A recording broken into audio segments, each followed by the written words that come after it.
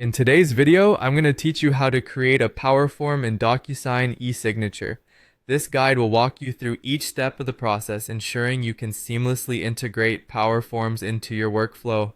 So let's dive in and get started. First things first, let's access DocuSign. Open up your web browser and navigate to the DocuSign homepage. Once you're there, make sure you're logged into your account. If you don't have an account yet, you'll need to sign up and possibly choose a plan that allows PowerForm capabilities, as these are typically available with upgraded accounts.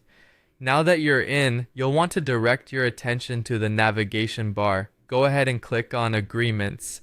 This is where you'll find various document-related options to manage your business needs efficiently. Next, look for an option labeled PowerForms and click on it. PowerForms are handy tools that allow you to turn your templates into self-service documents. This means recipients can fill out and sign documents on their own without you having to send each one individually. It's a fantastic feature for streamlining paperwork. Before you proceed, do check if your account has the necessary access. Making PowerForms requires an upgraded DocuSign version, so ensure you have the appropriate subscription level to proceed.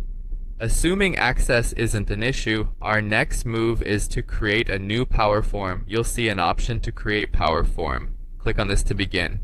At this stage, you'll need to select a template upon which your PowerForm will be based. Picking the right template condenses the process and ensures consistency across your documents. Once you've selected your template, you'll be prompted to complete some summary information. Think of this as the essential details that outline what your PowerForm is about. You'll want to provide a clear and concise description to help guide users. With these summary details sorted out, it's time to configure your PowerForm options. This involves setting rules on how the form will behave. You can decide on things like the expiration time frame, whether email notifications are sent out, and any specific authentication requirements to ensure that only the intended recipients have access to fill out the form. Now that your options are configured, the next step is to activate your PowerForm. Activating it essentially makes it live and ready for use. This step is crucial as it determines when your PowerForm starts accepting inputs.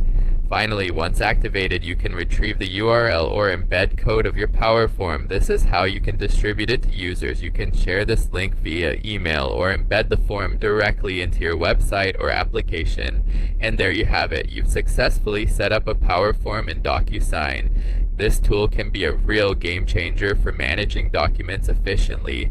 So I hope this guide helps you leverage its full potential. Thanks for watching.